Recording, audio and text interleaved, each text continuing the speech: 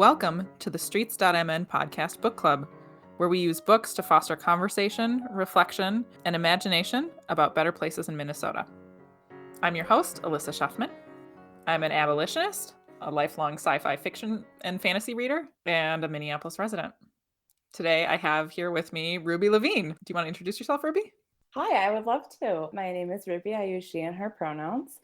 I am a trivia host, a licensed social worker, an auntie, an abolitionist, and resident of Minneapolis. And I'm really excited to talk to you about this book. Me too. It's the good Streets.mn book because it's just like there are so many themes around cities and transportation and like place and what place means. And I feel like we could probably talk about it for a very, very long time. This month's book for the Quarterly Book Club is The City in the City. Not going to recap this book, but I will note that like we're going to talk about the book and assume that you as a listener have read it or are okay with spoilers. So if you are not okay with spoilers, you may want to pause and come back. This book had a lot in it. It's a murder mystery. There's corruption. There's a whole lot, and I am not sure where to start. But I guess I will start by asking Ruby, what did you think of this book? What was your experience of reading this book? Well, I do just want to mention, because when I talked about this book with people, they often are confused. It's The City and the City, not The City in the City by China Miéville. And I read this book in like 2009, maybe. And then I hadn't read it again, but I remembered really liking it. And then I read it again for this podcast, and I had completely forgotten that it was from the perspective of the police, which I feel very differently about now than I did when I was in college. I have learned a lot more about the police, and I don't find them as fun to read about as I once did. So that was a surprise, but I think this book is very effective. I think it's very gripping, and I think it kind of has both this really fascinating backdrop, which is what I had remembered about it, which we'll dig into for people who didn't read it, and this very like straight ahead murder mystery that's kind of taking place in this Miéville. Sorry, I know a lot about China Miéville. Good, because I don't. Someone needs to. Great. He doesn't identify as a science fiction writer. He identifies as a weird fiction writer. And all his books are kind of in different genres. So like Perdido Street Station is probably his most famous book, is like Lovecraftian, I guess, like a Marxist Lovecraftian story in space. And The Scar. wow. I didn't read The Scar. Oh, it's very good. Great, I should read The Scar. Kraken? I did read Kraken. The ending of Kraken made me mad. I don't remember the ending of Kraken, but it was the first book of his that I read. So yeah. But yeah, I think I've always appreciated that his books. He's a white working class British dude. As far as I know, his given name is China Miéville. I don't think it's a pen name, which is kind of surprising. I assumed it was a pen name. I think he identifies as a Marxist, if not some kind of anarchist socialist somewhere in there. And I think I always really appreciate that his books come from inside of that. Like there's always something I really recognize in, like, this is not a person who has an idea of what an activist is. This is a person who has been an activist, and like where that comes up, it's very honest. Yeah, I think. What did you think? Yeah, I think his work is really recognizable in the way that you describe, even though the particular settings for his books are like widely variable. There is something really recognizable about his writing. And it's interesting because like this, right? The City in the City is not his most famous book, but I think it's the most awarded book that he's written. It won a Hugo Award, it won a Locus Award, it won an Arthur C. Clarke Award. I think it was nominated. I think it won the British Science Fiction Association. BISFA. I don't know if people sort of shorthand that. The World Fantasy Award. It won like all the awards when it came out in 2009, which it sounds like you read it right after it came out. I'm so on the cutting edge. That tracks with what I know about you, Ruby. I don't know. It's interesting because I think in some ways it's one of the most normal of his books that I've ever read, right? And this is like getting into the plot a little bit, but like when you get to the end of this book, like there's this question and this tension throughout the book of like, what is breach, right? So for folks who didn't read the book, there's this, they have like cops with different departments, as we know cops, and then there's also this like special organization agency in existence that they call breach. Wait, I think we have to explain the premise of the book That's fair. first, which is there are 2 cities. I'm not confident about how you pronounce either of them. They are vaguely Eastern European. I'm gonna call one of them Olquoma and one of them, I think it's Bessel, because he says that the Americans say it Bessel, and that's wrong. They're Canadian. Sorry It's to a Canada. Z with an accent over it. I feel like you can be very forgiving That's with a yourself. Bejel? Bejel. I think. I don't know. It's We're all different in learning. multiple We're all polls learning than Czech. together here as people who live in the Who's to United say? States. I'm gonna just do my best. But so the protagonist Borlu lives in Bechal, and these 2 cities interlock, so you can walk down the same street and go through both cities. So it is not allowed, in a way that it is unclear from the book whether it is like cosmically unallowed or like legally unallowed, to look or smell or observe or touch from one city to the other city, even though they're immediately next to each other all the time. And breach is the force that governs that arrangement. And it's unclear for most of the book whether, because I mean, China Miéville often gets shelved in science fiction. So it's unclear whether this is like a law like gravity or a law like there's cops. And it turns out, drum roll, it's just cops. But can I read you this quote? I love a red quote. So this is from the very end of the book. I mean, this is literally the third to last page, from when Borlu is talking to someone from Breach, which for most of the book, it's not even clear if Breach is people. Like it Yeah, might it just seems be like it like, might be just this like supernatural yeah, force. this Breach officer is saying, you did an excellent job. You've seen how we work. Nowhere else works like the cities. It's not just us, Breach, keeping them apart. It's everyone in Bechal and everyone in Oklahoma. Every minute, every day. We're only the last ditch. It's everyone in the cities who does most of the work. It works because you don't blink. That's why unseeing and unsensing are so vital. No one can admit it doesn't work. So if you don't admit it, it does. But if you breach, even if it's not your fault, for more than the shortest time, you can't come back from that. I think that is what is so powerful about this book as it relates to cities and spaces and policing. As you read the book, you kind of see that this is like a ludicrous way to live. That people are constantly not just pretending that they don't see, but like actively erasing from their own minds the evidence of their own senses because authority has told them to. Mhm. And they've seen what happens when people break those rules. Like if you breach, so like people are driving on the same streets, and if you have a car accident across the 2 cities, that's breach. And it's both like the action and the force that police it are both called breach. So you've seen that this policing force will swoop in. It is real, but it's the cop in your head that makes it work every day. Yeah, and it's really interesting to go through the process of, right, like you as a reader in reading the book sort of go through this parallel experience of imagining being a person who lives in one city or the other city, right? Mhm. Even though they're like geographically in the same place. The like second guessing that the people in the characters in the novel are doing about what breach is or what breach isn't and the consequences that they think they might experience Mhm. as a result of having committed breach or someone else having committed breach. Yeah, there's just this interesting parallel or for me at least as a reader of going through this like second guessing exercise of like, oh, I have this piece of evidence, so I think breach works this particular way, and now I know Mhm. what to expect.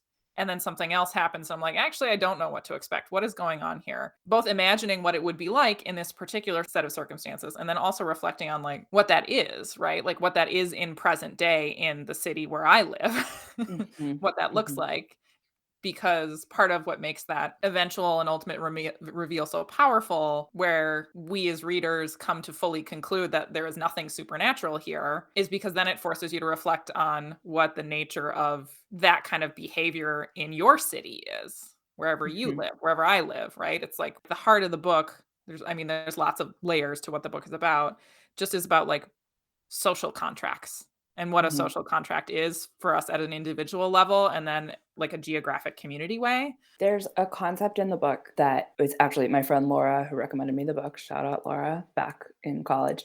The reason that she was so taken with it, which is what I always remembered, is there's this word gross topically, which means the main character Borlu travels legally through, there's like a gateway from Beshal to Olquama over the course of the book, and he stands in front of the building in Olquama that is next to his house in Beshal, but it's not next to his house. It's gross topically close to his house because on a physical map, they would be next to each other, but they're not in the same city. And so the idea of like places that we don't go or that we know aren't for us for whatever reason, in whatever way, but that are physically near each other and is so shaped by urban development and social class and like how roads are shaped and like all the stuff that you talk about on the Streets of Men podcast.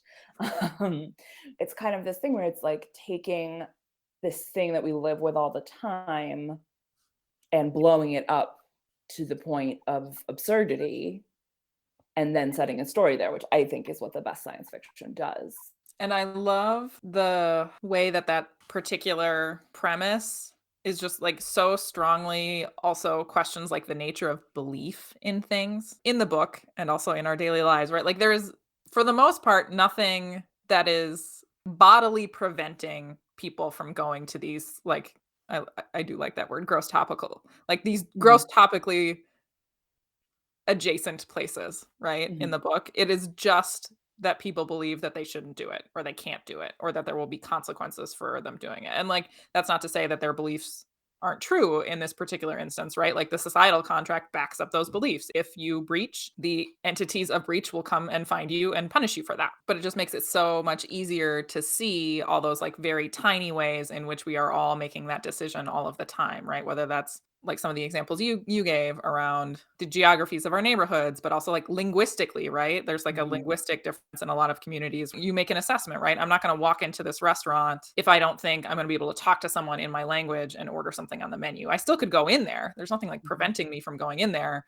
but it's not like a welcoming experience. There are lots of signals that tell me that I am not wanted here, right? mhm, And so I loved the way in which in the book China Miéville constructs all of those markers very purposefully, right? He talks about like the architecture and the clothing that people wear, and there's certainly some like stratification of religious and secular beliefs, and right, it's like all of those different markers that we all look for when we're trying to figure out like where do we belong, where are mhm. we welcome, and just like tying those very explicitly to this concept of like belief and belonging and place. It's just so important in the book, and sorry that we are, focusing on the end of the book, which is like a spoiler, but we warned you.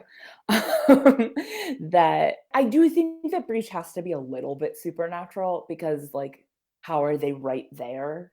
There's not that many of them, right? There's, like, some small component. They have, like, some extra power, right? Or is it just that they can see both cities? I thought, okay, this is an interesting to have a different read of the end. My read of the end was that they were like, there's not that many of us, but we're just here and everyone ignores us all of the time, right? We don't have Right. to cover that much ground.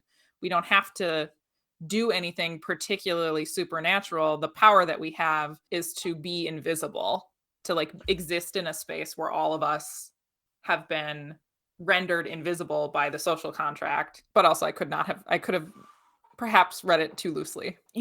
I may have read it too quickly. There's the name for the places that are everyone knows about that are neither Beshel or Okwama. It starts with a D. They talk about total areas, which is like there's an area that's in one city or in the other city. and they talk about crosshatch areas Mm-hmm. where people are walking alongside each other, like you were talking about earlier, or like driving alongside each other, but they're unseen. Mm-hmm.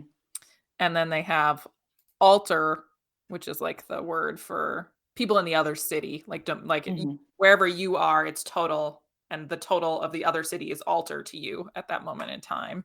Mm-hmm. Those are the things that I Well, me skimming remember. through this book is not interesting.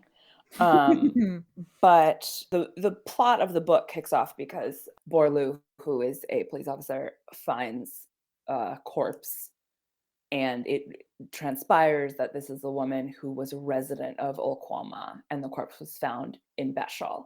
So they assume that breach occurred. But then it turns out that actually she was like in a van that was driven legally from one city to the other.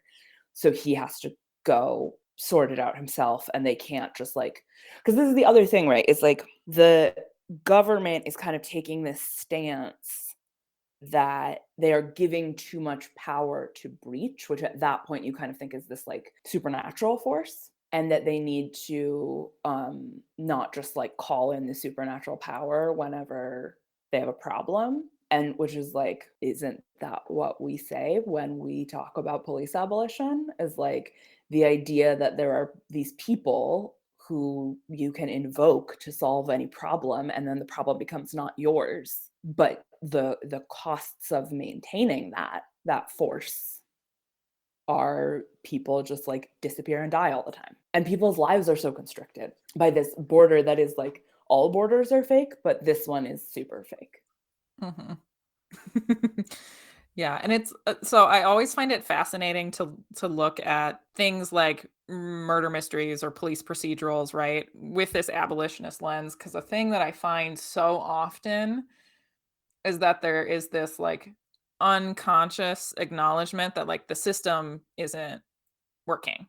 Mhm. Right? It's not meant, I would not look at this story and be like, "Yes, I see this intentionally written as an abolitionist story," right? Like, there are certainly stories like that. I wouldn't say this is one of them, but you can see all the markers throughout the story, the institution of policing as like either fundamentally corrupt or fundamentally unable to solve the problem in a lot of Mhm. levels, right? So when you look at like Inspector Borlu, he like doesn't have the wherewithal to solve this problem, and he's sort of like trying to do everything he can to pass it off to the next entity because he doesn't have the tools he needs to solve this problem, and like someone else works the system better so Mhm. that he can't pass the problem off, right? And then it's handed back to him but without the resources to actually address what happened. And so you can see these like threads of, there's a little bit of like he's the renegade, he's like the lone whatever, like He's like going off. the lone good cop. Yes, right? Like, we see these narratives all the time in our storytelling of, like, the lone good cop going against the corrupt policing system, except Mhm. nobody calls them that. And so he's like he's trying to make this right to the best of his ability, and the institution is getting in his way, right? He's like, "I need resources. I'm gonna pull in this person for support," and then he gets in trouble for doing that. He's, like, Mhm. documenting all of his paperwork to try to, like, get someone with more resources to address the thing, and they don't want it, right? So there's just this like repeated pattern of like the institution very much is like, we're not interested in solving this problem. We're not interested in giving you resources to solve this problem. That's not what your job is. I do think there is a level of investment in solving the case Mhm. that is not present in real life policing, which I found this fantastic interview with Miéville on Building Blog, but spelled without most of the vowels, which, can we put it in the show notes? Is that available to us? I believe so. Great. It's awesome. Where he talks about, Miéville talks about that he was more interested in writing about the narrative of the police procedural as a story than Mm. actual policing, because Borlu is hard boiled but empathetic. So that's kind of a fairy tale. There's a lot of cognitive dissonance in a lot of our narratives, and conflict, and just like people often have conflicting views and things, and also moving through the world with those as characteristics tend to be like pretty And exclusionary. when you look at like the clearance rates of real cops versus like your laws and orders, we get into very different situations about what happens when a murder is hard to solve. Why did you want to talk about this book? I mean, we've covered a lot of it in conversation. I think for me, I feel like this is going to be in some way restating the thing you said about like what the best science fiction does, right? But for me, the best science fiction allows us to reflect on things in our own world, injustices in our own world, or patterns in our own world that we're not capable of seeing when they're so close, right? Or we Mhm. don't have cause to step back from in a day-to-day way to say like, wow, that's weird. And I think there's so much about like in sort of like the urbanist world or like transportation advocacy world or housing advocacy world where many folks have seen at least one layer of that or many layers of that, right? Where they're like, what is going on with our transportation system? I just like tried to be a person who didn't drive anywhere for a week and now I can't get anywhere and my life is just so much harder. Like why is that? And then like the more you start probing at those questions, of like why is our transportation system like this? Why is our housing system like this? Where did zoning come from? Like why does single family zoning exist? Spoiler, it's because some racist white guy in California was like, I don't want any black people living in my neighborhood, let's invent single family zoning. And so science fiction can also serve as that space. Science fiction fantasy can serve as that space of like, let's, like you said, sort of take something that is in our world right now and put it in a different context, and when the context has changed, it makes it easier to see the things that we have in common or to see like how that relates to like the life that I am living or the things that I believe, right? For me, it's just like it's such a space with like promise and potential around that analysis. And then also it's just like, for me, it's an antidote to failure of the imagination. And that's like more general to science fiction and fantasy as a genre, but it becomes easier to see where our imaginations are failing when all the other things around the premise in a book are changing. And there's just like there's so much richness in terms of placemaking in this book, right? When we think about this idea of gross topicality, I just tried to turn it into a noun, and I'm not sure that that worked. You crushed Uh, it. and transportation systems are just like so deeply threaded throughout this book, right? Like there's like a section in one of the chapters where they talk about the fact that like it was really important for them to negotiate like a cross-hatch joint territory for like a train station because everybody needs to get in the trains in this particular station. And there's like these bits and pieces throughout the book where Inspector Borlu is like making a choice about how he gets around and people are like commenting on it or judging him on it. There's this like one moment where he says something or like thinks to himself, like, I always wanted to live somewhere where I could watch the foreign trains or like the trains in another Mm. country. Right. And so there's just this way in which cityness and transportation is so embedded throughout the book in ways that like are both so similar to how like cityness and transportation exist in cities in real life and also are so different. And I just like love seeing that. But I'm a nerd. Yeah. So No, I think that's super cool. what do you think about the like political elements in the book, right? They had all these different Mhm. there were the unificationists. I wrote down some of the there Mhm. were unificationists and true citizens, and then there's like the net block, and that block had like divisions and fractures, and then like I don't know, I was so interested to see all of those things alongside some of the like social institutions like policing, alongside some of the are corporations also social institutions? What do we call them? Sure. Right? But like the corporate power struggles, there are like so many things that are Mhm. so relatable or like easy to understand, right? Like even though we're not getting a ton of information in most instances about like who these different factions are, they feel really relatable and really digestible. You're like, oh, there's people having feelings about things, right? And I don't have very smart things to say about it, but I feel like you might, as someone who is more rooted in Marxist theory and like the Oh most. no, I just said the word Marxism. Okay, take it back. I read the Communist Manifesto once. I'm very smart. Put You it are very in the smart. newspaper that I'm very smart, please. The thing that really stood out to me was so there's kind of two poles of political ideology in both cities, which go from unificationism to nationalism. Both the unificationists and the nationalists are working together across the cities.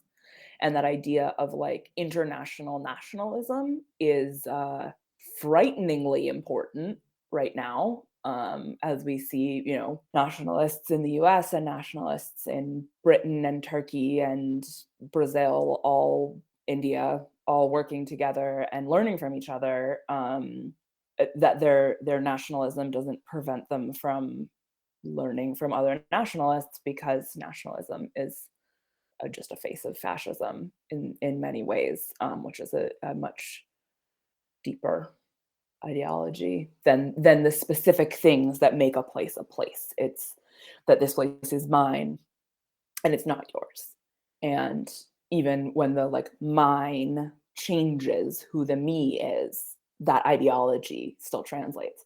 So some character is like surprised that the nationalists are working together, and I just think it's really astute that that is the case. There's also this bit about how like all the radical sects are more informants than they are actual activists, which is like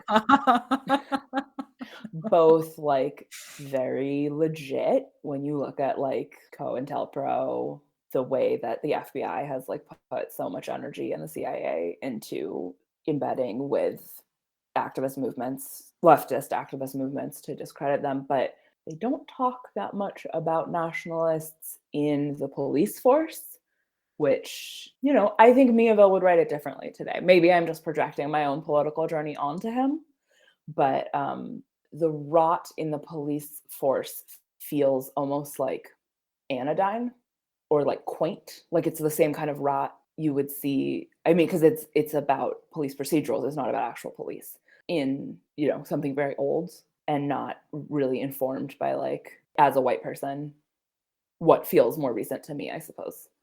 Abolition is a very old ideology. End of thought. I was gonna say, but I feel like the narratives around police procedurals like haven't really changed that much. Yeah, anodyne might not be the right word. It's more, But there is something like 1950s noir pulpy about the way that this yes. book reads, where it's like it almost feels like he's an independent contractor, right? Like he's just like an investigator, like a private investigator, Mhm. but plopped down within this institution, but not like Yep. fundamentally changed to match the realities of the institution. It's very much the romanticized like private investigator vibe. Like I'm going to do whatever I want. I'm going to call in my friends. I'm going to do things off the books or like Mhm. And he's right, that his instincts are right. But I guess what I'm trying to say is that the police institution is flawed and dangerous to his investigation because it is bureaucratic mm, and maybe like polluted by politics instead of like a pure search for the truth. as Um, opposed to being a genesis of a political opinion that in fact influences all of our other systems. Precisely. And that's the thing that, like, I read really differently now than I did 15 years ago or whatever.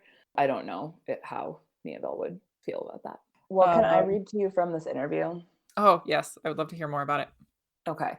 Because this was something I thought was really smart. So he's talking about this Tolkien quote about having a cordial dislike for allegory. So I'm gonna paraphrase, just like cut out some parts of these sentences while I'm reading it. But basically, it says the notion of having a master code you can apply to a text and which in some ways solves that text. At least in my mind, allegory implies a specifically correct reading, a kind of one-to-one reduction of the text. One still hears people talking about what does the text mean, and I don't think text means like that. Texts do things. Okay, man. That's very smart. It's almost like you're a professional writer or something. Um, Internationally awarded, lauded, yeah. so then he kind of goes on to talking about metaphor and how there's not an intention that there's one meaning inside the text or that anything is meant to represent a single thing, which I think is really interesting. And I really love this interview because some of the stuff that he says makes it so clear that he is so British. Specifically, I believe he's English. So the thing that I really remembered from the book, besides the idea of gross topically, was this thing about Borlu is talking to his assistant, Corwy, and he's saying that he went to a conference in Berlin called Policing Split Cities. And he says they had sessions on Budapest and Jerusalem and Berlin and Bechel and Olquoma. And Corey just replies, fuck. And he says, I know, that's what we said at the time, totally missing the point. My supervisor said it wasn't just a misunderstanding of our status, it was an insult to Bechel. So I think that idea of the cities not being, that this is not like real places. And then this interviewer also called out that passage, which made me feel so smart. But he says that you see things that are about divided cities and you think therefore they must be similar in some way, whereas in fact in a lot of these situations it seems to me that, and certainly in the question of Palestine, the problem is not one population being unseen, it's one population being very, very aggressively seen by the armed wing of another population. So I think that he has, I think China Miéville is really smart. And also I heard from a friend who took a class with him that he's really nice. So that's cool. But I think the idea that like this text is not representing every single thing that he's ever thought or has to say, but he's kind of taking this one angle on the idea of a split or divided city and playing with it in this very elastically large way without saying like, and this is real and it's just like this, I think is really cool because that is present in the book.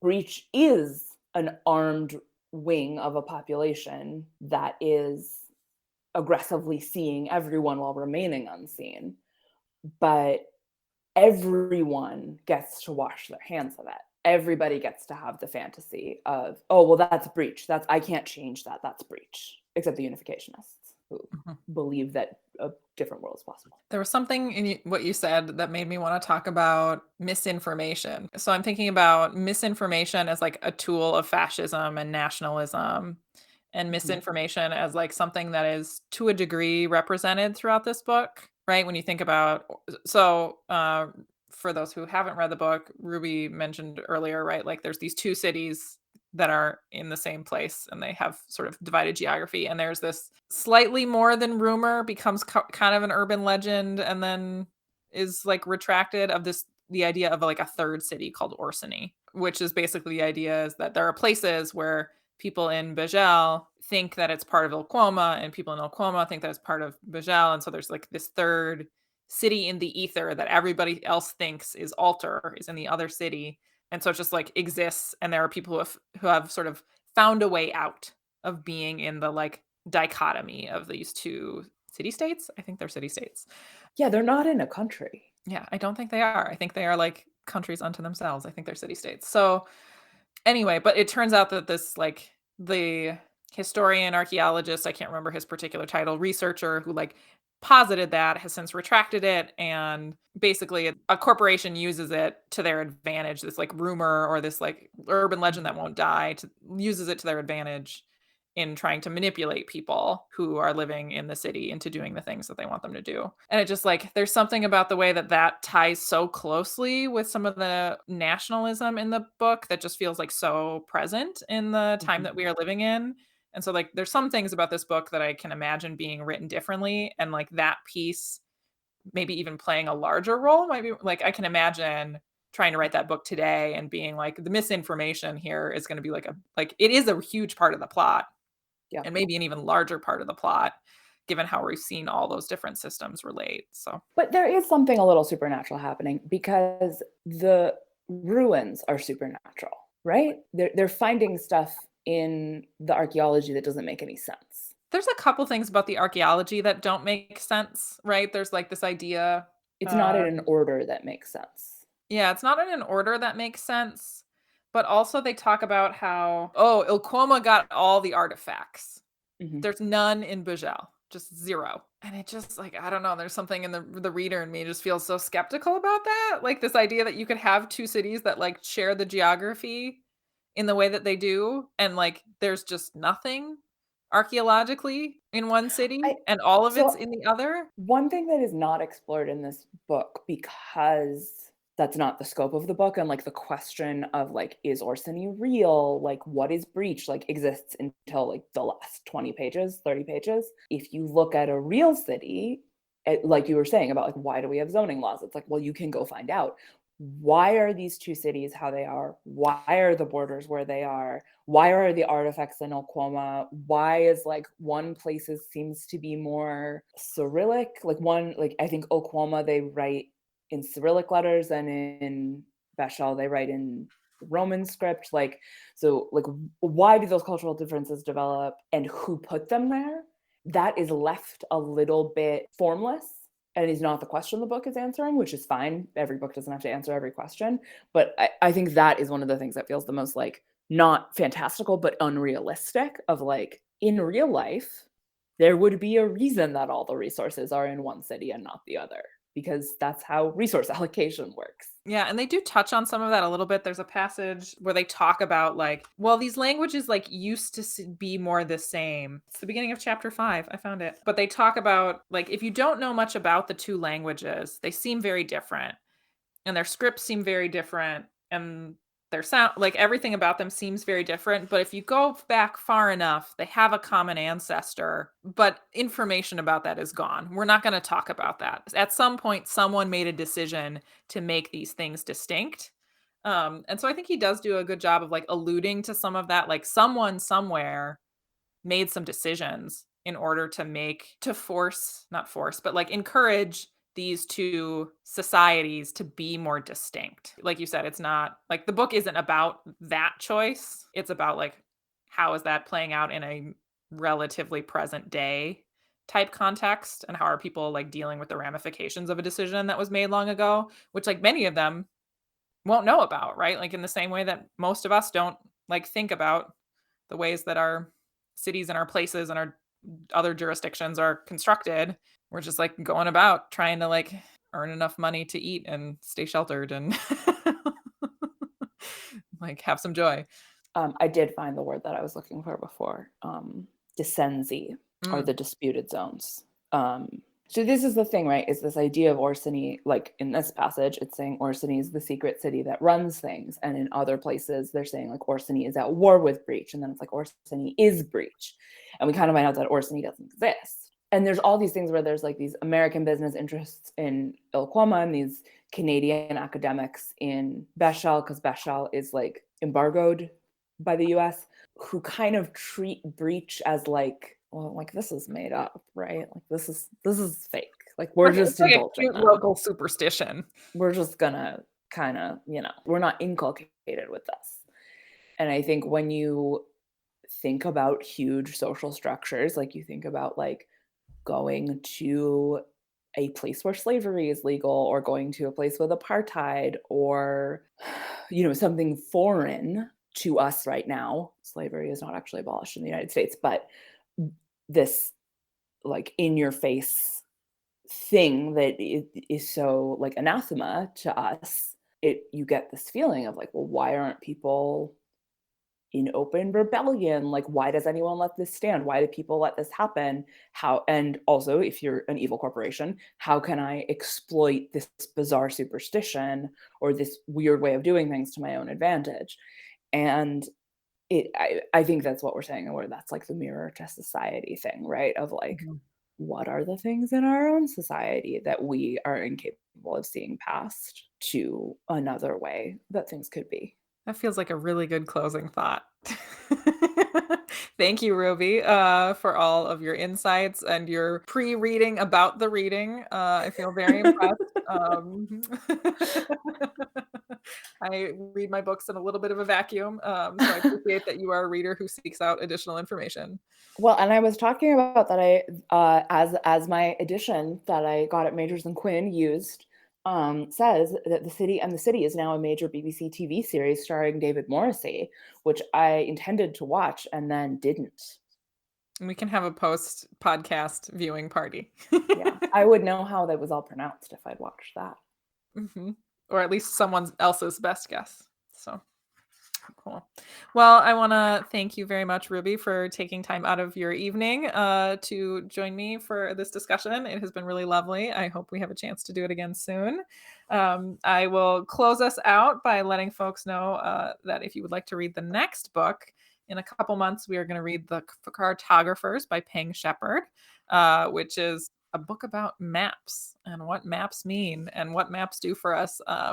If you are a library nerd or a sciences nerd or a like a museum sciences nerd, you will probably, or you're like one of those people who has a map hanging somewhere in your house because you think they look cool, you will probably enjoy this book.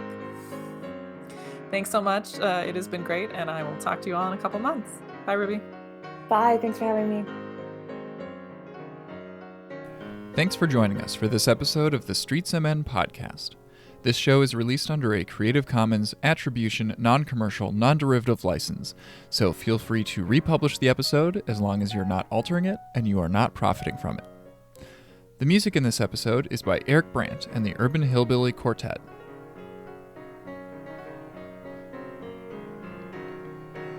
This episode was hosted by Elissa Schufman and was edited and transcribed by Tim Marino, who just joined the podcast team. Everybody say hi to Tim in the comments. We're always looking to feature new voices on the show, so if you have ideas for future episodes, drop us a line at podcast@streets.mn. Until next time, take care.